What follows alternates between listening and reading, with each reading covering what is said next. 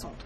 Vocês sabiam, já ouviram falar, ou até mesmo num bate-papo com o médico, fazendo os exames de rotina, que alguns hormônios, quando estão em desequilíbrio, podem sabotar a sua dieta? Ou te fazer engordar demais, ou fazer emagrecer demais também. Mas como a gente fala muito do emagrecimento, eu tenho certeza que conhecer esses hormônios e entender por que eles agem de maneira contrária àquilo que a gente está tentando fazer, que é perder peso, vai te ajudar e muito. Quem vem conversar com a gente hoje pela primeira vez, ele que é especialista em medicina preventiva e longevidade, Dr. Fábio Cardoso. Seja bem-vindo. Muito obrigado. Boa tarde. Prazer estar com vocês aqui. Nosso, muito bom, principalmente por esse assunto. A gente estava batendo um papinho antes do programa começar. E você tem uma história para começar a nossa pauta que eu sei e que eu acho que ela já vai abrir um pouquinho a nossa cabeça. Pode contar. Pois é, eu sempre gosto de começar conversando e falar para vocês assim.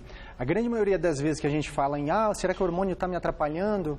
A culpa é normalmente sua, por escolhas e decisões que você faz no seu dia a dia.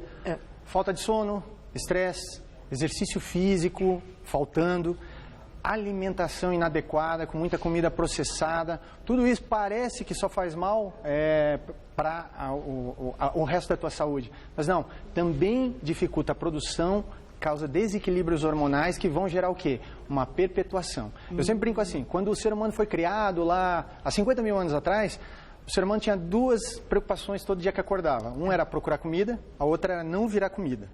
Conclusão, ele tinha um sistema muito importante para quê? Para preservar, para guardar energia quando faltasse a comida.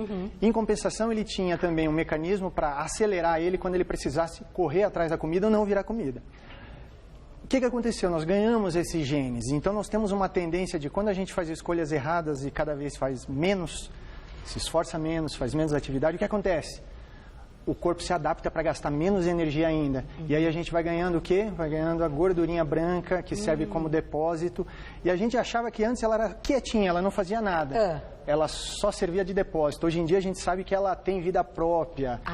Ela produz um monte de substâncias que vão mexer, adaptar o teu corpo a cada vez gastar menos energia e ter mais amiguinhas dela. Então, quanto mais gordurinha, mais sabotagem o próprio corpo faz pra gente. Por isso que eu digo, quem esperou depois do carnaval para começar a trabalhar o peso que ganhou do Natal e do Ano Novo, tá errando, já devia ter começado lá em janeiro, porque quanto mais você deixa para fazer essas escolhas de mudar a sua vida, mais alterações hormonais, mais desequilíbrios, mais adaptações, e mais difícil vai ser na próxima vez para perder peso. Então, doutor Fábio, quando a gente diz assim, fiz meus exames, descobri que aquele hormônio não tá legal, aquele outro também, nossa, aquele outro também não. A culpa do hormônio, culpa nossa, porque é nossa culpa, fizemos errado e por isso gerou um desequilíbrio, certo? Certo. Então vamos para a nossa primeira imagem? Vamos lá. Por onde você quer começar? Por que hormônio você quer começar? Então, para a gente explicar essa brincadeira toda, que não é tão simples, mas que vale a pena entender, né? Resumindo, depois que você começou a fazer coisas erradas na sua vida, e todo mundo tem um pezinho na consciência e sabe do que eu estou falando, acontece o que no teu corpo? Normalmente você começa a produzir adaptações e desequilíbrios no teu corpo, e uma deles é o desequilíbrio hormonal, tá bom? E com isso vai fazer o quê? Toda vez que a gente tem um corpo não adaptado a gastar energia, o que vai acontecer? Ele vai querer ficar sempre aumentando o apetite, reduzindo o teu metabolismo, e isso vai criar o quê? Os depósitos de gordura. Aonde? Gordura só é bom para produzir célula de qualidade, na parede celular. Quando sobra, ele deposita. Ele deposita no fígado, ele deposita no meio do músculo, ele deposita na barriga, que todo mundo sabe, é aquela coisa muito feia da cinturinha redonda, ele deposita em vários locais e todos os lugares não são saudáveis e não são adequados para a tua saúde. E o que acontece? A gente cria um ciclo vicioso. Então, o depósito de gordura piora o desequilíbrio hormonal, dá aumento de apetite, reduz o metabolismo, vai ter mais gordura e o processo aumenta e a gente, depois de um tempo, está com 10, 12, 15 quilos de perdendo a mais. Com um detalhe, cada vez o metabolismo mais baixo, então todo mundo fala muito, vou fazer dieta. Dieta é fantástico, a gente precisa ter reeducação alimentar. Mas o que vai queimar a tua gordura é ter um metabolismo elevado, é ter uma termogênese, uma queima de gordura para gerar caloria, para gerar calor, para gerar energia para o teu corpo. Se o teu corpo está cada vez mais gastando menos energia, está no modo de segurança, vamos dizer assim. Está ali na caverna. Stand-by, está na caverna com a barriguinha cheia. você infelizmente pode ficar 24 horas sem comer, não vai perder 1 grama de peso. Jura? Juro. Então te pergunto, doutor Fábio, o que a gente pode fazer para melhorar então esta queima calórica e esse metabolismo? Vamos para o próximo slide então, que eu acho que começa aqui um pouco do que temos que fazer, a nossa parte, né? Então, e aí? Primeiro entender o quê? Entender que tudo é um mecanismo, é uma sinfonia, tá? Então, cada um tem que tocar, cada hormônio do corpo, ele toca como se fosse um instrumento musical. Tá. E ele faz, junto com todos, a melodia. Tá. Conclusão, um caiu, um desequilibrou, a gente começa a ter todos os problemas relacionados. Entendi. Então, as glândulas, elas produzem hormônios e eles controlam o metabolismo, o processo reprodutivo, o sono e o humor. Tá. Beleza, reprodução até agora nesse momento não tem muito a ver com peso, mas tem. As pessoas com obesidade, elas têm mais dificuldade de engravidar, as mulheres obesas. Mas não é o caso aqui. Mas uma coisa muito importante é, sono ruim, o que vai acontecer? Toda vez que você tem um sono inadequado, um sono não legal, faz o quê? Você não produz 2 hormônios muito importantes para o teu corpo funcionar de forma adequada. Melatonina, que não precisa tomar, você produz. Sim, a gente produz naturalmente. E ela é como se fosse um maestro, ela organiza o ritmo do corpo. As 24 horas do corpo seguintes necessitam de um sono muito adequado. Quanto? Idealmente, pelo menos umas 2 horas de sono antes da meia-noite. Tá. E dormir às 10 da noite. Então, um sono bem legal a partir das 10? A partir das 10 e no mínimo 6 horas, o ideal chegando a 8 horas de sono. Para quê? Você dormindo às 10 horas também, além da melatonina, você cria o maior pico de liberação de hormônio do crescimento, o tal do GH. Famoso GH. O GH, quando ele está em níveis adequados e funcionando direitinho, o que acontece? Ele produz massa muscular, ele é um indutor de redução da gordura corporal. Então, é como se fosse um arqui-inimigo das coisas que você faz errada. Uma boa noite de sono. Entendi. Porém, parênteses, tem muita gente fazendo aplicação de GH indevida. Não Correto. É, doutor Fábio? Correto. Que é perigoso. A gente está falando de uma produção espontânea, livre, natural do nosso próprio organismo quando a gente dorme bonitinho. Que horas mais ou menos da noite, se a gente for dormir às 10, vai ser liberado esse GH? Normalmente entre 2 horas da manhã e 2h30. Tá. Eu preciso de umas 4 horas de sono com qualidade para que ele aconteça. Tá, mas e se eu durmo meia-noite? Esse pico é mais ou menos às 2h30, é o maior pico do dia, não é o único, mas é. Então você acaba reduzindo a intensidade e a qualidade do GH produzido nessa hora. Entendi. E aí eu já lembrei de uma coisa, meninas, que muitas estão amamentando, acabaram de ter neném, acordam a madrugada inteira, esse GH está em falta para as mamães que acabaram de ter neném, na verdade. Está em falta, tanto Fábio? que é um sofrimento, mas o amamentar é um gasto energético para a mãe muito fantástico. Bom. Então, até um conselho, para quem teve nenê, nem pense em não amamentar. Verdade. Ele é fantástico para o seu bebê, ele vai mudar a vida do seu bebê para o resto da vida dele, mas ele também te ajuda a perder o peso, os quilinhos extra que você teve durante a gravidez. Então, por favor, amamente pelos 2 motivos. E para os bebês que dormem a noite toda, ainda bem pequenos, agradeça. Agradeça a Deus, porque é muito bom. Mas aí vem aquele probleminha da vida moderna atual, Qual? que é o quê? A gente, vou dormir. Você vai deitar. Dormir, você não deita. Você não dorme, você só deita. Você liga a TV, você vê Instagram, você vê Facebook, você vê mídia social, você vê internet, vê e-mail, você manda mensagem para todo mundo. Ixi, Maria. E aquelas 10h30 da noite, quando você foi dormir, virou meia-noite, meia-noite e meia, para realmente estar no sono. Então tá errado. Criar um ambiente que tenha a qualidade do sono. Ambiente escuro, sem estímulos, para você poder relaxar, de preferência um pouquinho mais arejado, então ou um ventinho, até um ar-condicionado, torna mais saudável o ambiente. O dormir. E aí a gente dorme de maneira mais A produção de melatonina e de GH fica super aumentada, fica melhorada. E melhora o humor. Então segura, vamos botar a perguntinha na tela que estão chegando várias. Vamos ver quem escreveu pra gente, querida Anaí, linda. Fã que eu tenho muito carinho, muito respeito. Anaí, um beijo. Carol, minha progesterona está muito alta. Teria relação com colesterol alto e triglicérides alto? Treine e faço dieta equilibrada. Segura, doutor Fábio. A Anaí eu conheço. A gente já se encontrou pessoalmente sem querer muitas vezes, inclusive nas férias, fora do Brasil. Olha isso, como é energia assim de fã. Eu acho tão bacana. E é verdade, ela tem um treino bem legal e ela come direitinho.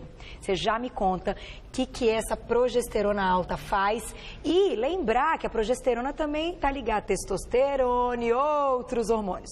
Falamos já já. Volto pra gente continuar, doutor.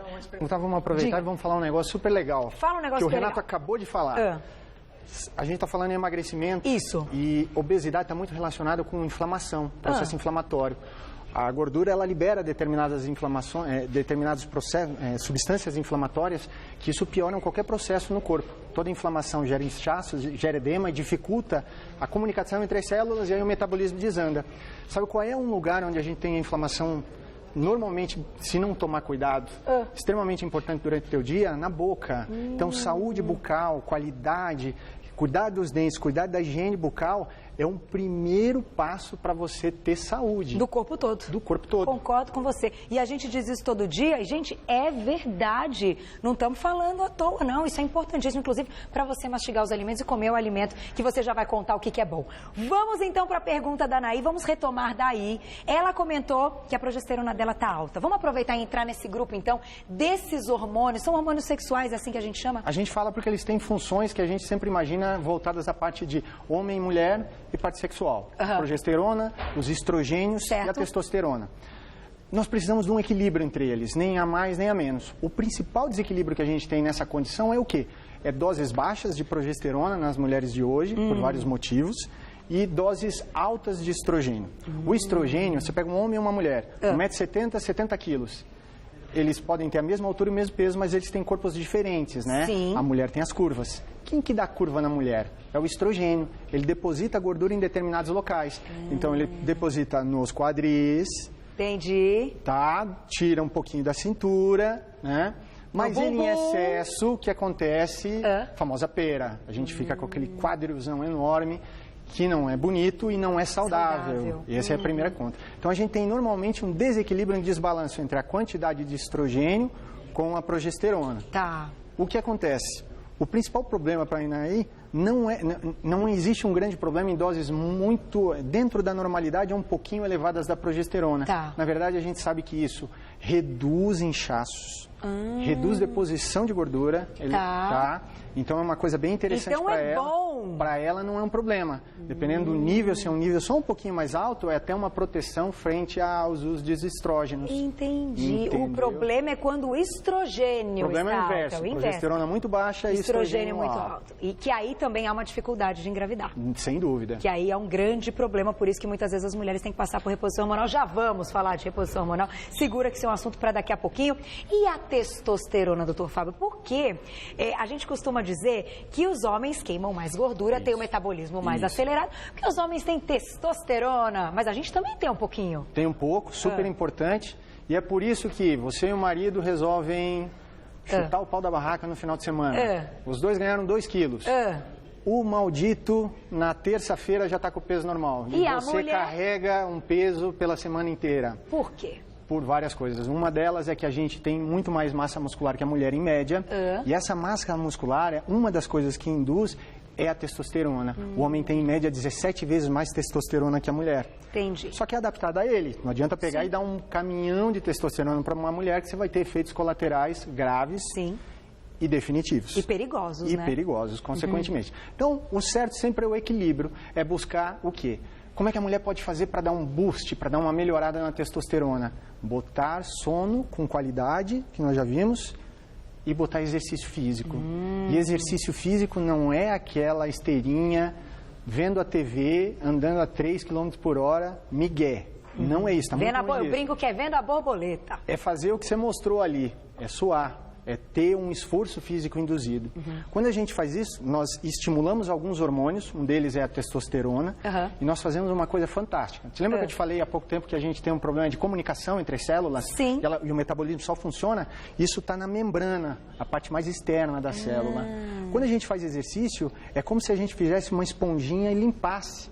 E melhorasse a comunicação. Entendi. Os hormônios funcionam melhor, a célula interage mais, o metabolismo fica mais ativo. É por isso que quem faz exercício acaba acelerando a taxa de metabolismo por 6, 8, 12 horas depois de fazer. Parou de fazer o exercício e continua queimando. Isso é o inteligente, então. Esse é o inteligente. Sua aquela hora para poder depois gastar as suas energias. Que coisa boa. Tá vendo? Claro, a gente já falou isso aqui outro dia, não é fácil, não é tão simples, mas a gente tem que se dedicar, né, doutor Fábio? O tempo é prioridade. O tempo é corrido, hoje a gente precisava de umas 36 horas por dia para querer fazer tudo que a gente faz. A gente está indo muito rápido, só que em vez de evoluir, a gente está evoluindo. Então tem que mudar essa história. Desde 2005, as crianças nascidas nos Estados Unidos têm uma expectativa de vida menor que os pais dela. É a primeira vez na história da humanidade que isso acontece. Conclusão. Que vergonha. Nós estamos fazendo coisa errada e tem que mudar. Que vergonha dar açúcar para criança, deixar a criança comer todo dia açúcar. Que vergonha. Vergonhoso. Coca-Cola. Não pode falar, refrigerante. Mas já foi, é isso mesmo.